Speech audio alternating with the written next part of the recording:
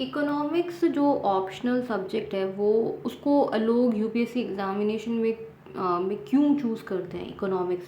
बहुत लोगों के लिए इकोनॉमिक्स काफ़ी टफ भी होता है, लेकिन कई लोग इकोनॉमिक्स लेते हैं स्कोरिंग भी है, क्योंकि इसमें बहुत सारे स्टूडेंट्स जो हैं वो नहीं भी अप्लाई करते क्योंकि थोड़ा सा कॉम्प्लेक्स होता है। तो इस सब्जेक्ट को लेने के मेन कारण होते क्या हैं। देखिए, सबसे ज़्यादा इम्पॉर्टेंट रीज़न है रिलेवेंस इसका यूपीएससी के पर्सपेक्टिव से देखा जाए तो। वैसे भी आईएएस जो कि एक एडमिनिस्ट्रेटिव पोजीशन होती है उसके पर्सपेक्टिव से भी ये एक इम्पॉर्टेंट सब्जेक्ट है पॉलिसी मेकर्स के लिए एंड एडमिनिस्ट्रेटर्स के लिए।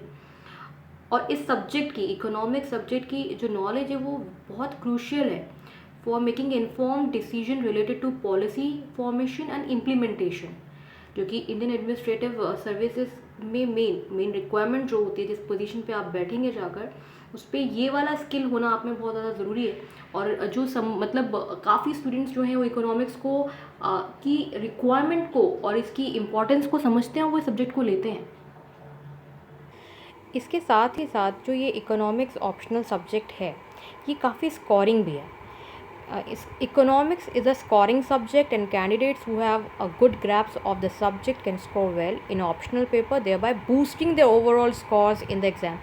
देखिए, एक तो ये स्कोरिंग है अगर समझ में आ जाए, क्योंकि थोड़ा सा ये कंसेप्चुअल है, लेकिन अगर आप इकोनॉमिक्स को समझते हो तो ओवरऑल जो आपका वर्क मेथोडोलॉजी होगा आईएएस बनने के बाद भी, वो आपको उसका स्ट्रक्चर पहले ही समझ में आ जाएगा।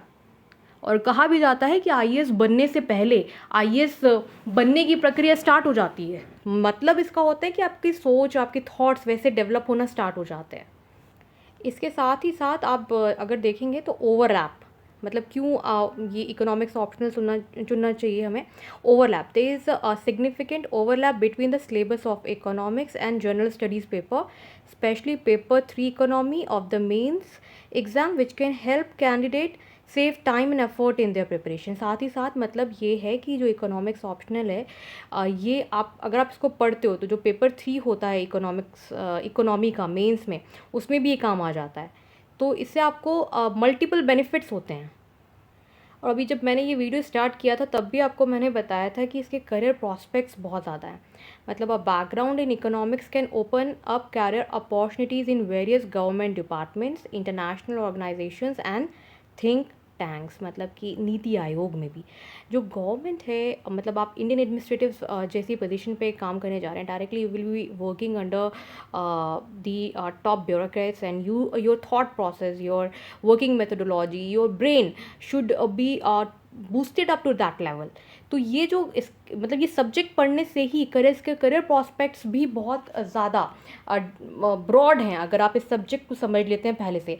गाइस, इसके बाद हम डिस्कशन करने वाले हैं कि एक जो यूपीएससी का एग्जामिनर होता है, इवैल्यूएटर होता है, वो आपसे क्या एक्सपेक्ट करता है इकोनॉमिक्स में। इस वीडियो के बाद इस चैनल को सब्सक्राइब कर लें, हम उस पर ही डिस्कशन करने वाले हैं। अगर आप इकोनॉमिक्स ऑप्शनल लेना चाहते हैं या आप इकोनॉमिक्स ऑप्शनल आपके माइंड में एक बार को है भी, तो वो वीडियो भी आपके लिए काफ़ी इंपॉर्टेंट होगा। इस वीडियो के डिस्क्रिप्शन बॉक्स में भी जो सबसे अच्छे टीचर हैं इकोनॉमिक्स के भारत में, उनकी रैंकिंग और अच्छी कोचिंग इंस्टीट्यूट कौन सी है इकोनॉमिक्स की, बेस्ट बुक्स कौन सी है, टेस्ट सीरीज़ कौन सी है, वो सारी इन्फॉर्मेशन आपको इस वीडियो के डिस्क्रिप्शन बॉक्स में मिल जाएगी। Thanks for watching this video. Happy learning.